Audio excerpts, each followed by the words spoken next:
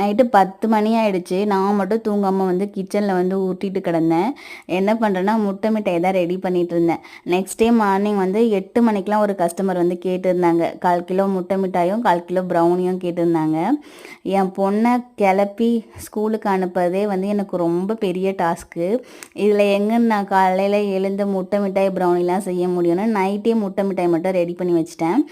முட்டை மிட்டாய் வந்து பொதுவாக நைட்டு செஞ்சு காலையில் கட் பண்ணால் தான் ரொம்ப சூப்பராக இருக்கும். ஸோ அதனால் நம்ம நைட்டே செஞ்சு வச்சிடலான்னு சொல்லிட்டு இன்னொரு கஸ்டமரும் வந்து 1/4 கிலோ கேட்டிருந்தாங்க.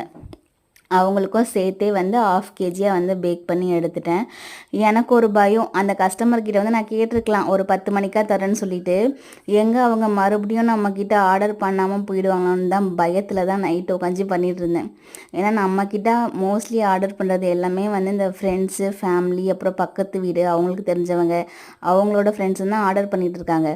எங்கே அவங்க கேட்குற டைமுக்கு நம்மளால் கொடுக்க முடியலன்னா அவங்க நெக்ஸ்ட் டைம் நம்மக்கிட்ட ஆர்டர் கொடுக்க மாட்டாங்களோன்ற ஒரு குட்டி பயம் எனக்கு. ஸோ அவங்க கேட்ட டைமுக்கே கொடுத்துலான்னு சொல்லிட்டு நைட்டே வந்து ப்ரிப்பேர் பண்ண ஆரம்பிச்சிட்டேன். நல்லா 11 மணி ஆகிடுச்சு. அதுக்கப்புறம் தான் வந்து தூங்கவே போனேன். இது வந்து நெக்ஸ்ட் டே மார்னிங் முட்டை மிட்டாய் பார்க்குறதுக்கு ரொம்ப டெம்டிங்காக சூப்பராக இருந்துச்சு. என் பொண்ணுக்கு லன்ச்லாம் பேக் பண்ணி முடித்ததுக்கப்புறம் ப்ரௌனியும் வந்து செய்ய ஸ்டார்ட் பண்ணிட்டேன். அவங்க வந்து இந்த சிங்கிள் பீஸாக தான் கேட்டிருந்தாங்க. ஸோ ப்ரௌனி வந்து ஒரு 6 பீஸாக போட்டுட்டு, முட்டை மிட்டாயும் ஒரு 6 பீஸாக போட்டு வந்து அவங்களுக்கு வந்து நான் ஹஸ்பண்ட்கிட்ட வந்து கொடுத்து விட்டுட்டேன்.